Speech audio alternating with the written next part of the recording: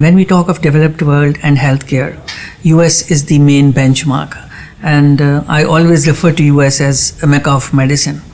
And if we see healthcare industry in US, it is maybe number 2 or number 3 industry, because the industry size in US is close to $1.7 trillion. When we talk about per capita spent on healthcare in US, it is more than $6,000. When we come to UAE, the per capita spent on healthcare is close to $1,600. So we see a huge gap there, and we see huge opportunity there. And when we go close and study the healthcare scenario here, we see now the latest population, as per the published census by Gulf News, we are talking about 8 million population.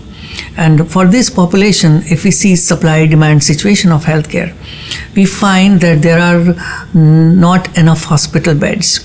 If you talk about the WHO set standards, and the benchmark is that you should have 1 hospital bed for every 250 population. And when we analyze the supply situation in UAE, we find that there is 1 bed available for every 650 to 700 population. So actually, in next 5 years, we have to double the supply. What is happening in Abu Dhabi? Abu Dhabi, they have made the health insurance mandatory. That means everybody has access to healthcare, which is a fantastic thing to do. Now what has happened is, we see a dramatic change in Abu Dhabi healthcare scenario. Small hospitals are seeing more than 2,000 patients per day in outpatients. And actually their capacity is 500 to 700 patients. And not a single hospital bed is available to people at certain time. So actually in Abu Dhabi, if you see, you have to double the supply, then only you will be able to provide. Because what has happened is, in US, when privatization of healthcare happened during 60s, so what they did was, they created an accessibility bridge. So they privatized insurance at the same time. So people had access to private healthcare. Now what is happening here is, 70% of the healthcare is in government sector. Only 30% is in private sector. Now, there was a time, I have been around for more than 10 years, and there was a time when I was watching very closely. I am a very close student of healthcare. And we have seen the government was losing huge amount of money on the maintenance of the health of expatriates, for which it does not have actually any obligation, because it is the obligation of the employer who is bringing this workforce into this country. They should also try and manage healthcare for them. Now things are changing. Abu Dhabi has opened private insurance, and Abu Dhabi has made it mandatory. So that is the situation we are witnessing there. Lot of private institutions are coming up, and hopefully during the next 2-3 years, the supply should match the demand. Coming back to Dubai and Northern Emirates, still the insurance is not mandatory. Around 25 to 30% of the population has private insurance.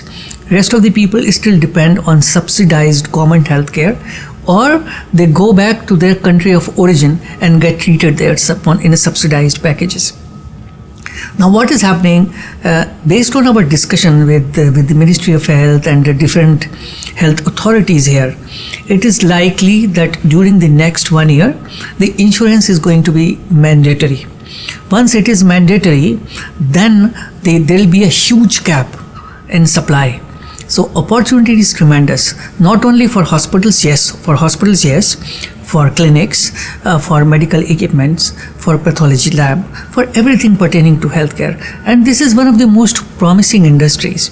You know, when I was with Apollo Hospitals India, my mentor, the chairman of Apollo Hospitals, always used to tell me and tell everybody that there is a tremendous opportunity in healthcare, and it is going to happen. Because what he used to say was that 30% of Indian population is equivalent to the entire population of US. And in US, the healthcare industry is $1.7 trillion industry. That means within India itself, you have US existing. 30% middle class, which has buying capacity.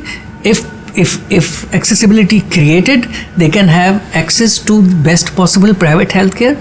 That means there is opportunity for $1.7 trillion healthcare industry in US itself.